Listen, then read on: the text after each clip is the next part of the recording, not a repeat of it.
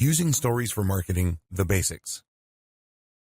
So how do you go about using stories for marketing?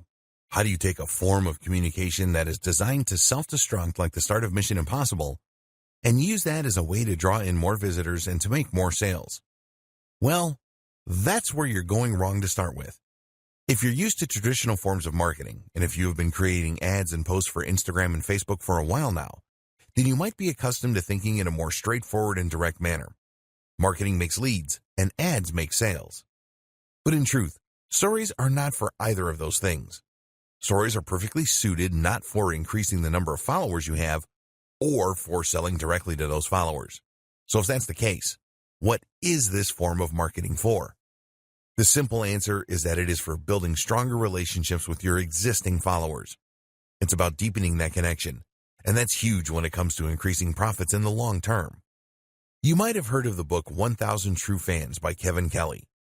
In it, the author describes the value of creating meaningful relationships with your followers.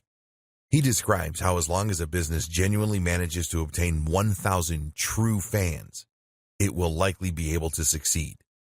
What is this based on?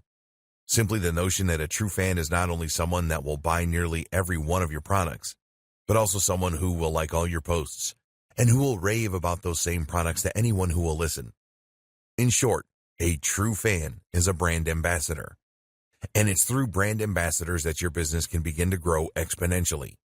How do you get to this point with your followers, though? And what does it have to do with stories? There are a lot of ways you build true fans. One is by having a very clear mission statement for your business. One is by knowing precisely who your business is for, meaning that you understand the psychology of your buyer persona.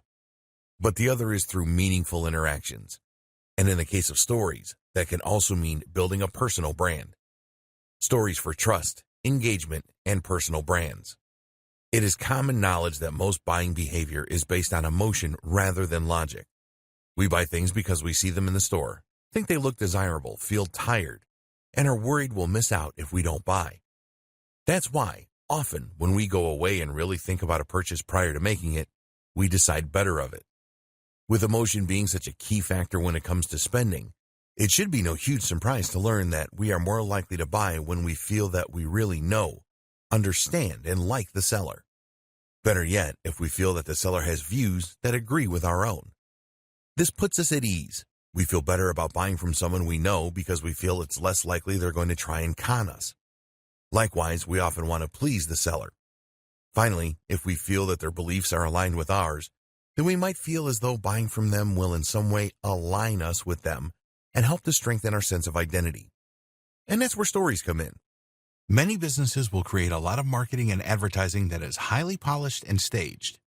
Products look perfect with ideal lighting and professional-looking backdrops, while the personality selling the product is never shown. We feel very detached from these kind of brands, which is why the average person doesn't exactly shed a tear when they feel that a big corporation is going bankrupt. This is even more true when it comes to selling B2B a lot of the time. This method is getting increasingly old-fashioned, though, as the company in question fails to build any trust, to demonstrate anything that would make it unique or stand out, or to demonstrate any personality.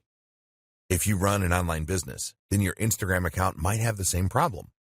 It might well be filled with lots of stunning-looking images of products, or perhaps lots of inspiring quotes, or photos of your lifestyle that are designed to look perfect. This is the image you want to portray.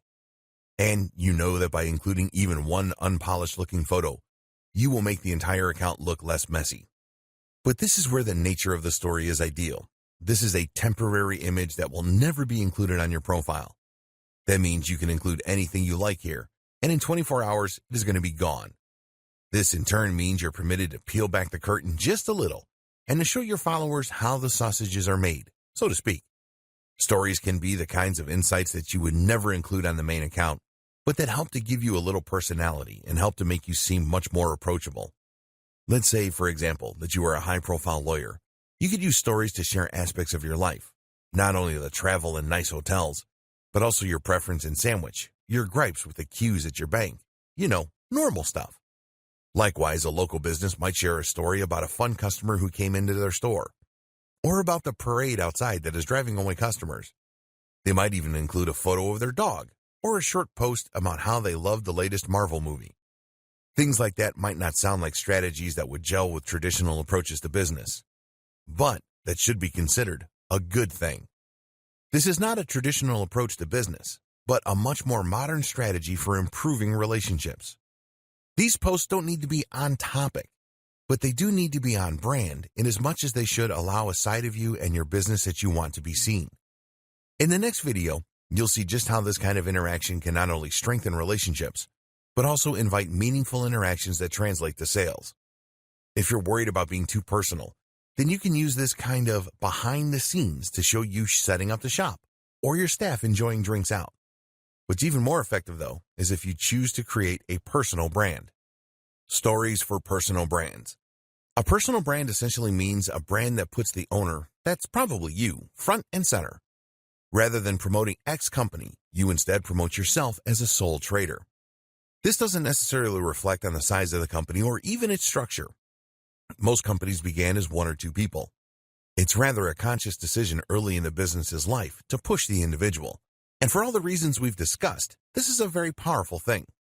So instead of being RX Plumbing Limited, you might instead be John Dandy and Company Plumbing. The difference is that the John Dandy is a person that you feel you can know rather than a faceless company. Even if you never deal with John Dandy, the implication is that he's there, and that if you had a serious complaint, you could talk with John Dandy. And this opens up huge potential for marketing that otherwise would simply not exist. You can now, for example, do a live Q&A with your followers, and they can actually speak with the owner of the company. Likewise, you can show them some of the homes that you've listed and how you've helped them, and they'll not only get to see a demonstration of the great service you can provide, but will also get to see even more of your personality.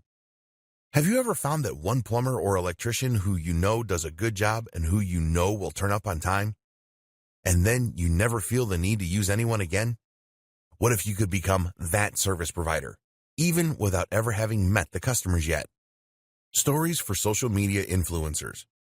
There is one more group that should definitely sit up and take notice of stories: social media influencers. Scratch that.